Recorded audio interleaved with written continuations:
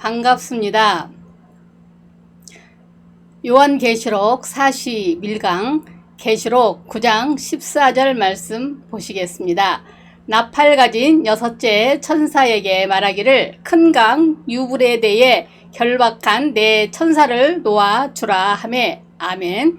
이 시간에는 영적 대부흥이라는 제목으로 말씀을 드리겠습니다. 마틴 노이즈 존스 목사가 쓴 부흥이라는 책을 보면 이삭의 우물 파는 이야기로 부흥을 이렇게 묘사하고 있습니다.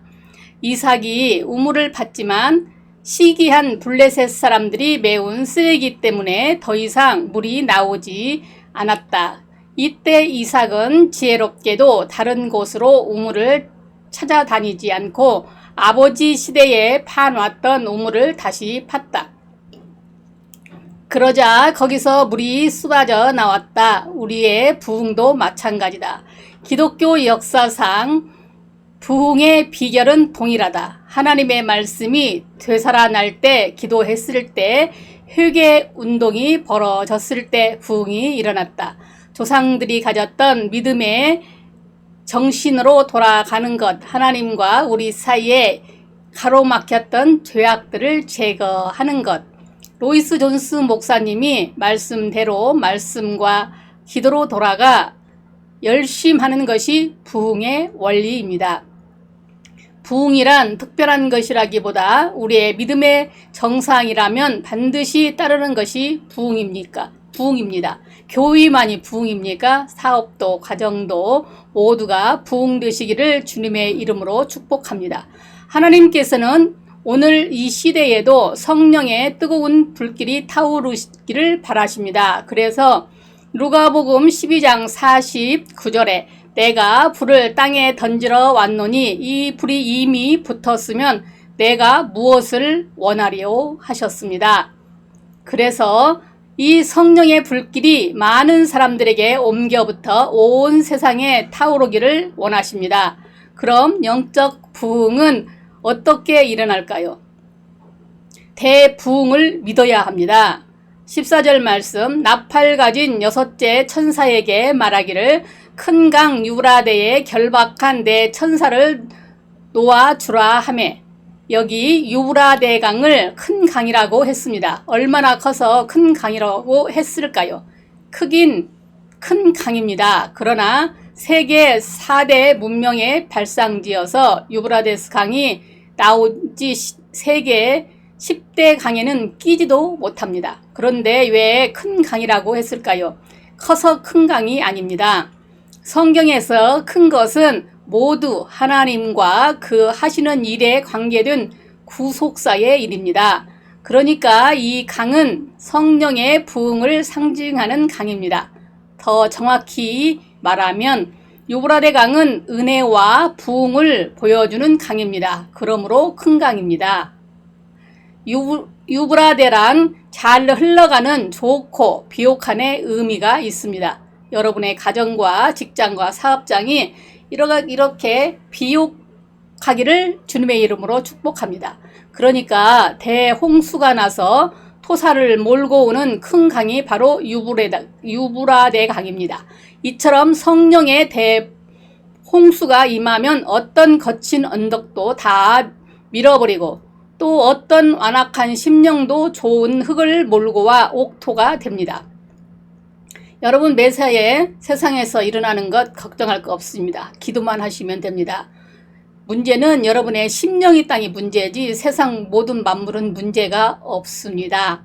하나님의 나라를 위해서 헌신하는 능력 있는 일꾼들이 쏟아져 나옵니다. 이 부흥운동이 오순절에 있었고 영국 웨일즈에서도 있었으며 19세기 미국에서도 있었고 1907년 평양 장대연 교회에서도 있었으며 현재는 미국의 해안도시 펜사콜라와 중남미의 과테말라의 산악에 있는 소도시 알모롱가에서도 나타나고 있습니다. 이제 우리 한국에서도 또다시 일어날 수 있기를 기도합니다.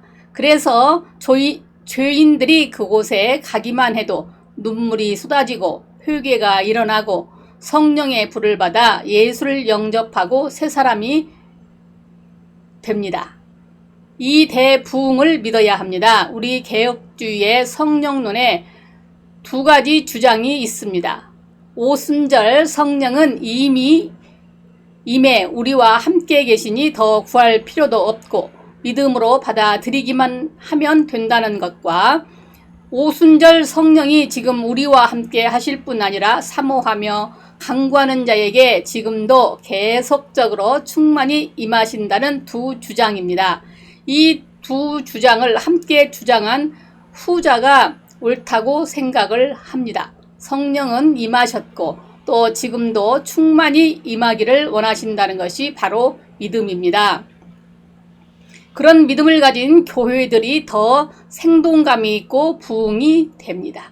사도행전에도 오순절에 임하셨을 뿐 아니라 그 후에도 부르짖고 갈망하는 자에게 강하게 임하셨습니다. 믿음으로만 받은 것이 아니고 부르짖고 갈망했습니다. 그래서 사도행전 4장 31절에 빌기를 다함에 모인 곳이 진동하더니 무리가 다 성령이 충만하여 담대히 하나님의 말씀을 전하니라 했습니다. 앞절에 하나님 앞 금제단 넷불에서 한 음성이 났습니다. 이것은 기도 외에는 이 부흥은 일어나지 않는다는 메시지가 아니겠습니까? 그러므로 성령의 임재를 믿음으로 의식할 뿐 아니라 또한 더욱 강한 능력에 임해 주시기를 갈망해야 합니다. 부흥의 역사는 이렇게 일어납니다. 부르짖고 기도하는 곳에 일어납니다. 그런데 공구버지 작은 강이 아닙니다. 유브라데와 같은 큰 부흥이 우리와 함께 하시고 계십니다. 이것을 믿으시기 바랍니다. 난 그렇게 하지 않아도 변함없이 예수 믿으니까 꼭 그래야 할 필요가 없다는 소극적인 생각도 버리시기 바랍니다. 말세에 믿음 지키고 사명을 감당하려면 성령의 불 받지 않고는 불가능합니다. 어떤 시험이나 문제도 믿음으로 돌파하시기를 바랍니다. 삼손이 블레셋 들판을 여우를 통해 불질렀습니다.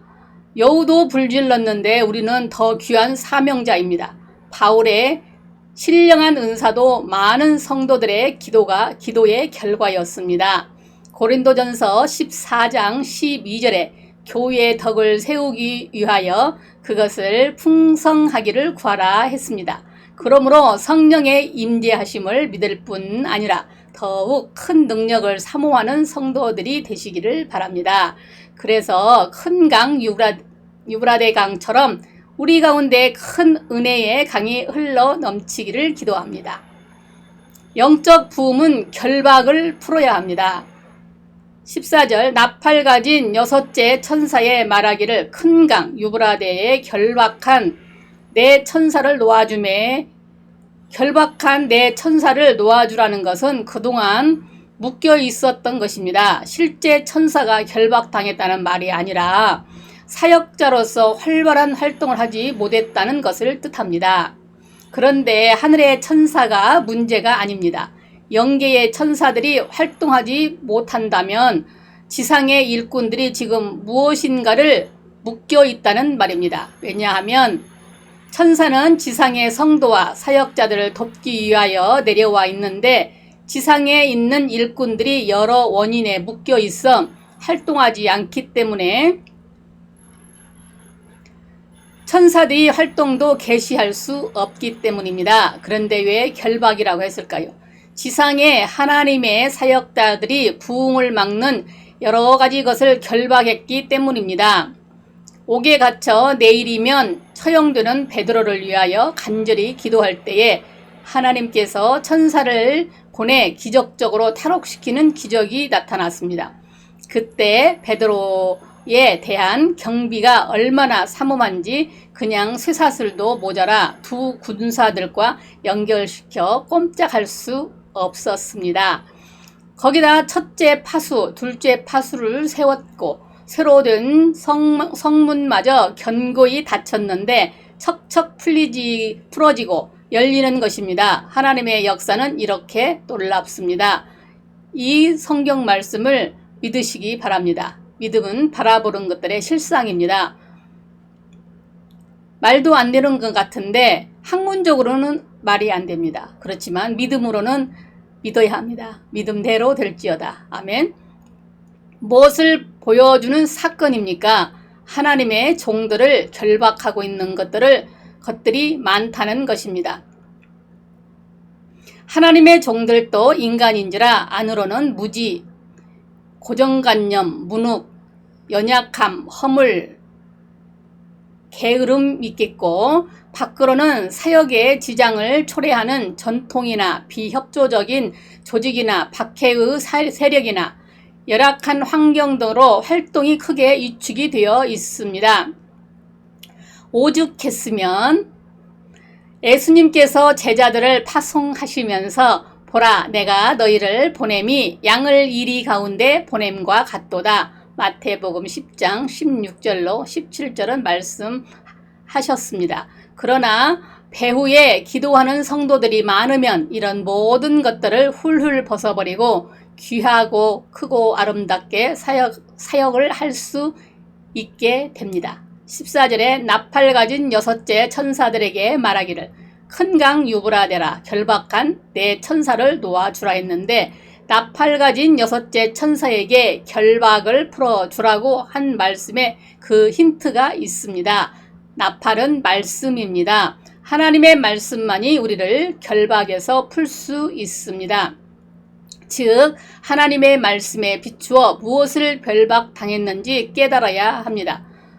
오늘날 사역자와 성도들이 여러 가지로 결박당해 있습니다. 예를 들면 성령을 부정하는 지식에 결박당해 있습니다.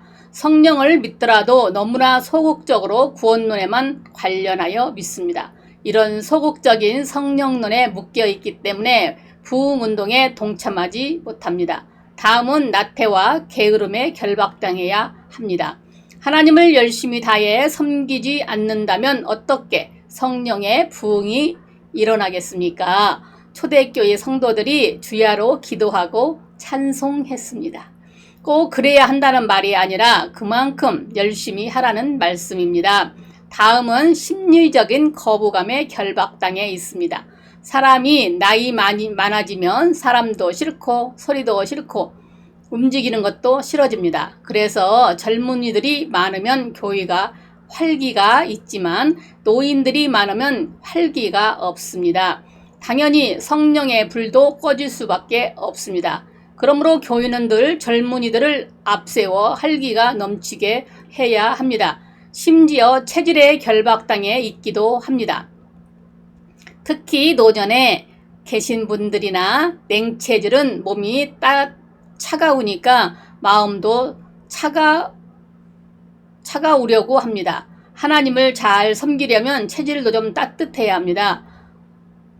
그래서 마음은 훈훈해져서 하나님을 잘 섬길 수 있습니다. 우리 사람의 36도 오브처럼 외부의 환경도 음식도 그 비슷한 음식을 드셔야 합니다. 하물며 우리 한의사들은 과일도 데펴 먹으라 할 정도로 그렇게 찬 것을 먹지 말라고 권장을 합니다. 그래서 여호수아가 가나안을 정복하기 전에 볶은 곡식을 먹고 전쟁에 임했습니다. 영적인 의미가 있겠지만 체질적으로도 의미 있는 말씀입니다. 그리고 제도와 전통에 결박당해 있기도 합니다. 도저히 성령의 역사가 활발하게 일어날 수 없는 석고상 같은 전통을 만들어 간다면 나도 안 되고 남도 못 가게 하는 소금 기둥입니다. 교인은 좀 서민적이어야 합니다. 재래시장과 같이 조금은 시끌벅적한 면이 있어야 합니다. 인간의 소리가 아니라 기도와 찬송으로 소리가 나야 합니다. 옛날 우리 믿음의 선조들은 말씀 후에는 반드시 합심하여 기도를 했습니다. 부흥을 복잡하게 설명할 필요도 없습니다. 부흥이처럼 해야 부흥이 일어납니다. 목회식으로만 하면 잘 일어나지 않습니다. 교회, 학교, 가정도 너무 율법이 많고 그러면 가정에 행복도 없을 뿐 아니라 부흥도 모든 것들이 소극적으로 됩니다. 그러기 때문에 여러분들 많은 율법을 가지고 제도하지 마시고 좀 시끄럽고 좀 털털하게 그렇게 웃으면서 사시기를 부탁합니다. 그래서 한국교회 수요 기도가 시작한 것도 다른 때는 경건하게 드려도 이 시간만큼은 부흥의 시간이 되도록 하기 위한 것이었습니다. 그런데 수요 기도회마저 일반 예배로 변하자 열심 있는 교회에서는 목회 기도회마저 일반 예배로 변하자 열심 있는 교회에서는 기도회나 금요 기도회로 만들었습니다. 그나마 일반 예배로 돌아가지 않고 부흥회가 되길 바랍니다. 성경은 우리에게 다음과 같은 시대가 올 것을 예언했습니다. 에레미야 31장 33절로 34절에 보면 곧 내가 나의 법을 그들의 속에 두며 그들의 마음에 기록하여 나는 그들의 하나님이 되고 그들은 내 백성이 될 것이라 여호와의 말씀이니라. 그들이 다시는 각기 이웃과 형제를 가리켜 이르기를 너는 여호와를 알라 하기 아니하니 이는 작은 자로부터 큰 자까지 다 나를 알기 때문이라. 아멘. 이 세대란 바로 성령 충만한 신약 시대를 가리킵니다. 사랑하는 여러분, 예수님은 이 땅에 성령의 불을 던지시기를 원하시고 계십니다.